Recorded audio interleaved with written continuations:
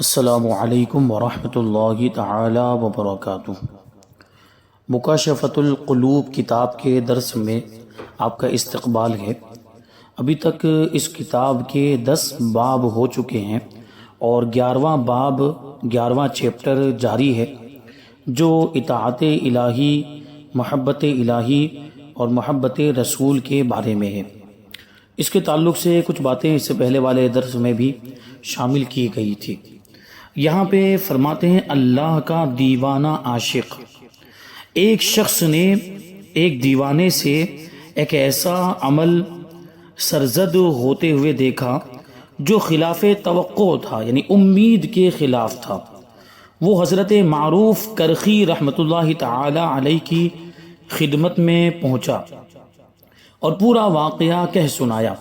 آپ نے کہا اللہ کے بہت سے عشاق ہیں، یعنی اللہ کے بہت سے عاشق ہیں، کچھ چھوٹے ہیں، کچھ بڑے، کچھ عقل مند ہیں اور کچھ دیوانے ہیں۔ جس شخص کو تم نے دیکھا ہے وہ اللہ کا عاشق دیوانہ ہے۔ حضرت جنید کہتے ہیں کہ ہمارے شیخ سری سقطی رحمۃ اللہ تعالی علیہ بیمار ہو گئے۔ ہمیں ان کی بیماری کے اسباب کا پتہ نہیں چل رہا تھا کہ بیماری کس وجہ سے ہوئی ہے۔ کسی نے ہمیں ایک حکیم حاذق، ماہر حکیم کا پتہ بتلایا۔ ہم ان کا قارورہ اس حکیم کے پاس لے گئے۔ قارورہ مطلب پیشاب کی شیشی۔ جس طریقے سے اس زمانے میں ڈاکٹر لوگ یورین ٹیسٹ کرواتے ہیں، اس زمانے میں بھی پیشاب کی جانچ ہوتی تھی۔ تو اس کے بارے میں کہتے ہیں کہ ہم حضرت سری سقطی کے پیشاب کا قارورہ یعنی شیشی اس حکیم کے پاس لے کر گئے۔ وہ حکیم کچھ دیر توجہ سے اسے دیکھتا رہا، پھر بولا یہ کسی عاشق کا قارورہ نظر آتا ہے۔ یہ سنتے ہی میں بے ہوش ہو گیا اور بوتل میرے ہاتھ سے گر گئی۔ جب میں نے حضرت سری سقطی رحمۃ اللہ تعالی علیہ کو واپس آ کر واقعہ بتلایا تو انہوں نے تبسم فرمایا اور فرمایا اے اللہ، اسے اللہ سمجھے، اس نے یہ کیسے معلوم کر لیا؟ میں نے پوچھا کیا محبت کے اثرات پیشاب میں بھی ظاہر ہوتے ہیں؟ آپ نے فرمایا ہاں۔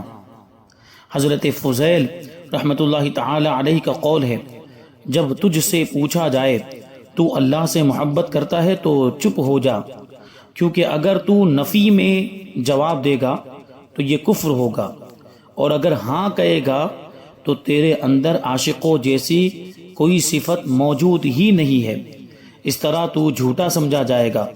پس خاموشی اختیار کر کے ناراضگی سے بچ جا۔ حضرت سفیان رحمۃ اللہ تعالی علیہ کا قول ہے جو شخص اللہ تعالیٰ کے دوست کو دوست رکھتا ہے وہ اللہ کو دوست رکھتا ہے، اور جو اللہ تعالیٰ کے احترام کرنے والے کا احترام کرتا ہے وہ اللہ کا احترام کرتا ہے۔ حضرت سہل رحمۃ اللہ تعالی علیہ کا قول ہے حب خدا کی نشانی حب قرآن ہے، یعنی خدا کی محبت کی نشانی قرآن کی محبت ہے۔ جب حب خدا اور حب قرآن کی نشانی حب نبی ہے، اور حب نبی کی نشانی نبی کی سنت سے محبت ہے، اور حب سنت کی نشانی آخرت کی محبت ہے۔ آخرت کی محبت دنیا سے بغض کا نام ہے، اور دنیا کے بغض کی نشانی معمولی مال دنیا پر راضی ہونا اور آخرت کے لیے دنیا کو خرچ کرنا ہے۔ حضرت ابو الحسن زنجانی رحمۃ اللہ تعالی علیہ کا قول ہے عبادت کی بنیاد 3 چیزوں پر ہے: آنکھ، دل اور زبان۔ آنکھ عبرت کے لیے، دل غور و فکر کے لیے، اور زبان سچائی کا گہوارہ اور ذکر و تسبیح کے لیے ہو۔ چنانچہ فرمان الہی ہے اذکروا اللہ ذکرا کثیرا وسبحوہ بکرۃ واصیلا، تم اللہ کا بہت زیادہ ذکر کیا کرو اور صبح و شام اس کی تسبیح، اس کی پاکی بیان کرو۔ حضرت عبداللہ اور احمد بن حرب رحمہم اللہ ایک جگہ گئے۔ حضرت احمد بن حرب نے وہاں خشک گھاس کا ایک ٹکڑا کاٹا۔ حضرت عبداللہ نے جناب احمد بن حرب سے کہا تجھے 5 چیزیں حاصل ہو گئیں، تیرے اس فعل سے تیرا دل اللہ کی تسبیح سے غافل ہوا، تو نے اپنے نفس کو اللہ کے ذکر کے ماں سوا کاموں کی عادت ڈالی، تو نے اپنے نفس کے لیے ایک راستہ بنا دیا جس میں وہ تیرے پیچھے پڑے گا، تو نے اسے اللہ کی تسبیح سے روکا اور قیامت کے لیے اپنے نفس کو رب کے سامنے ایک حجت یعنی ایک دلیل دے دی۔ حضرت شیخ سری سقطی رحمۃ اللہ تعالی علیہ کہتے ہیں میں نے شیخ جرجانی رحمۃ اللہ تعالی علیہ کے پاس پسے ہوئے ستو دیکھے۔ میں نے پوچھا آپ ستو کے علاوہ اور کچھ کیوں نہیں کھاتے؟ انہوں نے جواب دیا میں نے کھانا چبانے اور ستو پینے میں 70 تسبیحوں کا اندازہ لگایا ہے۔ تو ستو یہ مختلف دالوں اور گیہوں وغیرہ کے آٹے کو ملا کر بنایا جاتا ہے اور اس کو پانی میں گھول کر پیا جاتا ہے۔ تو ظاہر سی بات ہے کوئی چیز کھانے کے مقابلے میں پینا آسان ہوتا ہے اور اس میں وقت کم لگتا ہے، تو اس کے بارے میں کہتے ہیں کہ میں نے کھانا چبانے اور ستو پینے میں 70 تسبیحوں کا اندازہ لگایا ہے۔ 40 سال ہوئے میں نے روٹی کھائی ہی نہیں تاکہ ان تسبیحوں کا وقت ضائع نہ ہو۔ یہ اللہ والے ہوتے تھے کہ 70 تسبیح بھی ان کی ضائع نہیں ہوتی تھی اور وہ کھانے اور پینے کی چیزوں میں اندازہ لگا لیتے تھے کہ اس میں وقت ضائع ہوگا اتنی دیر میں، یعنی چبانے میں کھانے میں وقت ضائع ہوگا اتنی دیر میں ہم تسبیح کر لیں گے، اللہ کی پاکی بیان کر لیں گے۔ حضرت سہل بن عبداللہ رحمۃ اللہ تعالی علیہ 15 دن میں صرف 1 مرتبہ کھاتے اور جب ماہ رمضان آتا تو مہینے میں صرف 1 مرتبہ کھاتے۔ بعض اوقات تو وہ 70 دنوں تک بھی کچھ نہ کھاتے۔ جب آپ کھانا کھاتے تو کمزور ہو جاتے اور جب بھوکے رہتے تو قوی ہو جاتے۔ اسی لیے تو شاعر نے کہا ہے الٹی ہی چال چلتے ہیں دیوان گانے عشق، الٹی ہی چال چلتے ہیں دیوان گانے عشق، آنکھوں کو بند کرتے ہیں دیدار کے لیے۔ ہم اور آپ کھانا نہ کھائیں تو کمزور ہو جائیں، لیکن یہ اللہ والے ہیں کہ کھانا کھاتے تھے تو کمزور ہو جاتے تھے اور بھوکے رہتے تھے تو قوی ہو جاتے تھے۔ کیوں؟ کیونکہ انہیں اللہ کے ذکر سے قوت ملتی تھی، عبادت و ریاضت کے ذریعے انہیں طاقت ملا کرتی تھی۔ حضرت ابو حماد اسود رحمۃ اللہ تعالی علیہ 30 برس کعبے کے مجاور رہے مگر کسی نے انہیں کھاتے پیتے نہیں دیکھا اور نہ ہی وہ ایک لمحے اللہ کے ذکر سے غافل ہوئے۔ حضرت عمرو بن عبید رحمۃ اللہ تعالی علیہ 3 کاموں کے علاوہ کبھی گھر سے باہر نہ نکلتے، نماز با جماعت کے لیے، مریضوں کی عیادت کے لیے اور جنازوں میں شرکت کے لیے۔ اور وہ فرماتے ہیں میں نے لوگوں کو چور اور رہزن پایا ہے۔ رہزن مانے ڈاکو۔ عمر ایک عمدہ جوہر ہے، قیمتی چیز ہے جس کی قیمت کا تصور نہیں کیا جا سکتا، لہٰذا اس سے آخرت کے لیے خزانہ تیار کرنا چاہیے، یعنی عمر کو، زندگی کو آخرت کی تیاری کے لیے استعمال کرنا چاہیے۔ اور آخرت کے طلبگار کے لیے ضروری ہے کہ وہ دنیا میں ریاضت کرے تاکہ اس کا ظاہر اور باطن ایک ہو جائے۔ ظاہر و باطن پر مکمل اختیار حاصل کیے بغیر خزانے کا سنبھالنا مشکل ہے۔ حضرت شبلی رحمۃ اللہ تعالی علیہ کا قول ہے کہ ابتدائے ریاضت میں جب مجھے نیند آتی تو میں آنکھوں میں نمک کی سلائی لگاتا، جب نیند زیادہ تنگ کرتی تو میں گرم سلائی آنکھوں میں پھیر لیتا۔ حضرت ابراہیم بن حاکم رحمۃ اللہ تعالی علیہ کا قول ہے میرے والد محترم کو جب نیند آنے لگتی تو وہ دریا کے اندر تشریف لے جاتے اور اللہ کی تسبیح کرنے لگتے، جسے سن کر دریا کی مچھلیاں اکٹھی ہو جاتی اور وہ بھی تسبیح کرنے لگتی۔ حضرت وہب بن منبہ رحمۃ اللہ تعالی علیہ نے رب سے دعا مانگی میری رات کی نیند اڑا دے۔ اللہ نے ان کی دعا قبول کی اور انہیں 40 برس تک نیند ہی نہ آئی۔ اس طرح تمام راتیں انہوں نے عبادت میں بسر کی۔ یہ اللہ والے کہ جن کو اللہ کی عبادت سے کتنا لگاؤ کہ جو بھی چیز عبادت میں رکاوٹ بنتی وہ اس چیز کو ہی ختم کر دیا کرتے تھے۔ حضرت حسن حلاج رحمۃ اللہ تعالی علیہ نے اپنے جسم کو ٹخنوں سے گھٹنوں تک 13 جگہوں سے بیڑیوں میں جکڑ رکھا تھا، اور اسی حالت میں وہ دن رات میں 1000 رکعت نفل ادا کرتے تھے۔ حضرت جنید بغدادی رحمۃ اللہ تعالی علیہ ابتدائی حال میں بازار میں جاتے اور اپنی دکان کھول کر اس کے آگے پردہ ڈال دیتے اور 400 رکعت نفل ادا کر کے دکان بند کر کے گھر واپس آ جاتے۔ یہ اللہ والے جن کے انداز نرالے ہوا کرتے ہیں۔ حضرت حبشی بن داود رحمۃ اللہ تعالی علیہ نے 40 سال تک عشاء کے وضو سے صبح کی نماز پڑھی، لہٰذا ہر مومن کے لیے ضروری ہے کہ وہ باوضو رہے۔ جب بے وضو ہو جائے تو فوراً وضو کر کے 2 رکعت نفل ادا کرے، ہر مجلس میں قبلہ رو بیٹھے، حضور دل اور مراقبہ کے ساتھ یہ تصور کرے کہ وہ حضور صلی اللہ علیہ وسلم کے سامنے مواجہہ شریف میں بیٹھا ہے۔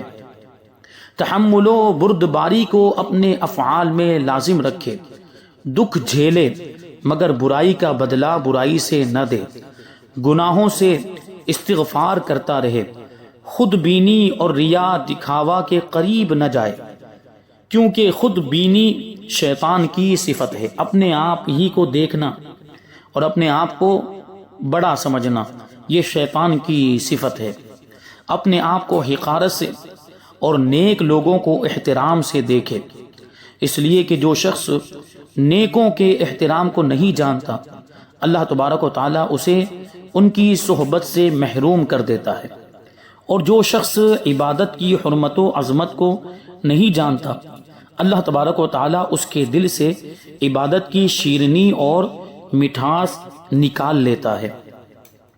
حضرت فضیل بن عیاض رحمۃ اللہ تعالی علیہ سے پوچھا گیا، اے ابو علی، آدمی نیک کب ہوتا ہے؟ فرمایا جب اس کی نیت میں نصیحت، دل میں خوف، زبان پر سچائی اور اس کے اعضاء سے اعمال صالحہ کا صدور ہوتا ہے۔ اللہ تبارک و تعالی نے شب معراج نبی پاک صلی اللہ علیہ وسلم سے فرمایا، اے احمد صلی اللہ علیہ وسلم، اگر آپ کو تمام لوگوں سے زیادہ پرہیزگار بننا پسند ہے تو دنیا سے بے رغبتی اور آخرت میں رغبت کیجیے۔ آپ نے عرض کیا، الہ العالمین، دنیا سے بے رغبتی کیسے ہو؟ فرمان الہی ہوا، دنیا کے مال سے بقدر ضرورت کھانے پینے اور پہننے کی چیزیں لے لیجئے اور بس، کل کے لیے ذخیرہ نہ کیجیے اور ہمیشہ میرا ذکر کرتے رہیے۔ حضور صلی اللہ علیہ وسلم نے دریافت کیا، ذکر پر دوام کیسے ہو، یعنی ہمیشہ ذکر کیسے کیا جا سکتا ہے؟ جواب ملا، لوگوں سے علیحدگی اختیار کیجیے، نماز کو اور بھوک کو اپنی غذا بنائیے۔ فرمان نبوی ہے، دنیا سے کنارہ کشی جسم و جان کی تازگی ہے، اور دنیا کی رغبت میں غم اور اندوہ کی فراوانی ہے، یعنی غم اور تکلیف زیادہ ہے دنیا میں رغبت کرنے میں۔ دنیا کی محبت ہر برائی کی جڑ ہے اور کنارہ کشی ہر خیر و برکت کی بنیاد ہے۔ ایک صالح اور نیک شخص کا ایک جماعت کے پاس سے گزر ہوا، وہاں ایک معالج یعنی علاج کرنے والا بیماریوں اور دوائیوں کا ذکر کر رہا تھا۔ صالح جوان نے پوچھا، اے جسموں کے معالج، اے جسموں کے علاج کرنے والے، کیا تیرے پاس دلوں کا بھی علاج ہے؟ وہ بولا، ہاں بتاؤ، دل میں کیا بیماری ہے؟ صالح جوان نے کہا، گناہوں کی ظلمت نے یعنی گناہوں کے اندھیرے نے اسے سخت کر دیا ہے۔ معالج نے کہا، اس کا علاج صبح و شام گریہ و زاری، رونا گڑ گڑانا، استغفار، رب غفور کی اطاعت میں سعی اور کوشش، اور اپنے گناہوں پر معذرت طلبی ہے، یعنی اپنے گناہوں کی معافی مانگنا ہے۔ دوا تو یہ ہے، شفا رب کے پاس ہے۔ وہ صالح جو جوان اتنا سنتے ہی بے حال ہو گیا اور کہنے لگا تم واقعی ایک اچھے طبیب ہو، تم نے لاجواب علاج بتلایا۔ معالج نے کہا یہ اس دل کا علاج ہے جو تائب ہو کر اپنے رب کے حضور آ گیا ہو۔ ایک شخص نے ایک غلام خریدا۔ غلام نے کہا اے مالک، میری 3 شرطیں ہیں، جب نماز کا وقت آئے تو مجھے اس کے ادا کرنے سے نہ روکنا، اور دوسری شرط کہ دن کو مجھ سے جو چاہو کام لو مگر رات کو نہیں، اور تیسری شرط یہ ہے کہ مجھے ایسا کمرہ دو جس میں میرے سوا کوئی نہ آئے۔ مالک نے تینوں شرطیں منظور کرتے ہوئے کہا گھر میں رہنے کے لیے کوئی کمرہ پسند کر لو۔ غلام نے ایک خراب سا کمرہ پسند کر لیا۔ مالک بولا تو نے خراب کمرہ کیوں پسند کیا؟ غلام نے جواب دیا اے مالک، یہ خراب کمرہ اللہ کے یہاں چمن ہے، گلستان ہے، چنانچہ وہ دن کو مالک کی خدمت کرتا اور رات کو اللہ کی عبادت میں مشغول ہو جاتا۔ ایک رات اس کا مالک وہاں سے گزرا تو اس نے دیکھا کہ کمرہ منور اور روشن ہے، غلام سجدے میں ہے اور اس کے سر پر ایک نورانی قندیل لٹک رہی ہے، معلق ہے، اور وہ آہو زاری کرتے ہوئے کہہ رہا ہے یا الہی تو نے مجھ پر مالک کی خدمت واجب کر دی ہے، اور مجھ پر یہ ذمہ داری نہ ہوتی تو میں صبح و شام تیری عبادت میں مشغول رہتا، اے اللہ میرا عذر قبول فرما لے۔ مالک ساری رات اس کی عبادت دیکھتا رہا یہاں تک کہ صبح ہو گئی، قندیل بجھ گئی اور کمرے کی چھت حسب سابق ہموار ہو گئی، درست ہو گئی۔ وہ واپس لوٹا اور اپنی بیوی کو سارا ماجرا سنایا۔ جب دوسری رات ہوئی تو وہ اپنی بیوی کو ساتھ لے کر وہاں پہنچ گیا۔ وہاں دیکھا تو غلام سجدے میں تھا اور نورانی قندیل روشن تھی۔ وہ دونوں دروازے پر کھڑے ہو گئے اور ساری رات اسے دیکھ کر روتے رہے۔ جب صبح ہوئی تو انہوں نے غلام کو بلا کر کہا ہم نے تجھے اللہ کے نام پر آزاد کر دیا ہے تاکہ تو فراغت سے اس کی عبادت کر سکے۔ غلام نے اپنے ہاتھ آسمان کی طرف اٹھائے اور کہا اے صاحب راز، راز ظاہر ہو گیا، اب میں اس افشائے راز اور شہرت کے بعد زندگی نہیں چاہتا، کیونکہ اس کی عبادت اب اس کے مالک اور اس کی بیوی کے سامنے ظاہر ہو چکی تھی، اس کا حال وہ ظاہر ہو چکا تھا، اس کا راز کھل گیا تھا۔ تو اس نے رب کی بارگاہ میں دعا کی کہ راز کھل جانے اور شہرت کے بعد اب میں زندہ نہیں رہنا چاہتا۔ پھر کہا اے الہی مجھے موت دے دے، اور گر کر مر گیا۔ واقعی صالح، عاشق اور طالب مولا لوگوں کے حالات ایسے ہی ہوا کرتے تھے۔ ظہر الریاض میں ہے کہ حضرت موسیٰ علیہ السلام کا ایک عزیز دوست تھا۔ ایک دن آپ سے کہنے لگا اے موسیٰ، میرے لیے دعا کر دیجئے کہ اللہ تبارک و تعالی مجھے اپنی معرفت عطا فرمائے۔ آپ نے دعا کی، اللہ تبارک و تعالی نے آپ کی دعا قبول فرمائی، اور وہ دوست آبادی سے کنارہ کش ہو کر پہاڑوں میں وحوش یعنی جانوروں کے ساتھ رہنے لگ گیا۔ جب موسیٰ علیہ السلام نے اسے نہ پایا تو رب تبارک و تعالی سے التجا کی الہی میرا وہ دوست کہاں گیا؟ رب تعالی نے فرمایا اے موسیٰ، جو مجھے صحیح معنوں میں پہچان لیتا ہے وہ مخلوق کی دوستی کبھی پسند نہیں کرتا، اس لیے اس نے تمہاری اور مخلوق کی دوستی کو ترک کر دیا ہے۔ حدیث شریف میں ہے کہ حضرت عیسیٰ اور حضرت یحییٰ علیہم السلام اکٹھے بازار میں جا رہے تھے، ایک عورت نے انہیں زور سے ہٹایا۔ حضرت یحییٰ علیہ السلام نے کہا رب کی قسم مجھے اس کا پتہ ہی نہیں چلا۔ حضرت عیسیٰ علیہ السلام نے کہا سبحان اللہ، آپ کا بدن تو میرے ساتھ ہے مگر دل کہاں ہے؟ حضرت یحییٰ علیہ السلام نے جواب دیا اے خالہ کے بیٹے، اگر میرا دل ایک لمحہ بھی غیر خدا سے متعلق ہو جائے تو میں سمجھتا ہوں میں نے اپنے رب کو پہچانا ہی نہیں۔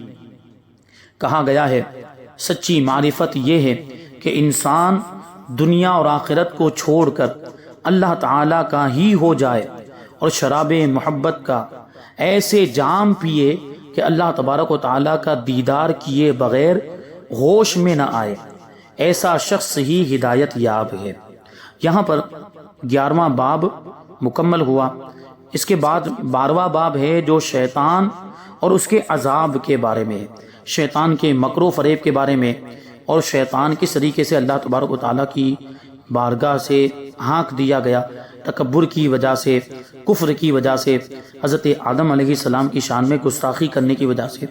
وہ ساری باتیں انشاءاللہ ہم آئندہ درس میں شامل کریں گے۔ اللہ تبارک و تعالیٰ کی بارگاہ میں دعا ہے کہ جو کچھ بھی بیان ہوا اس پر ہم سب کو عمل کرنے کی توفیق عطا فرمائے۔ وما علینا الا البلاغ۔ السلام علیکم۔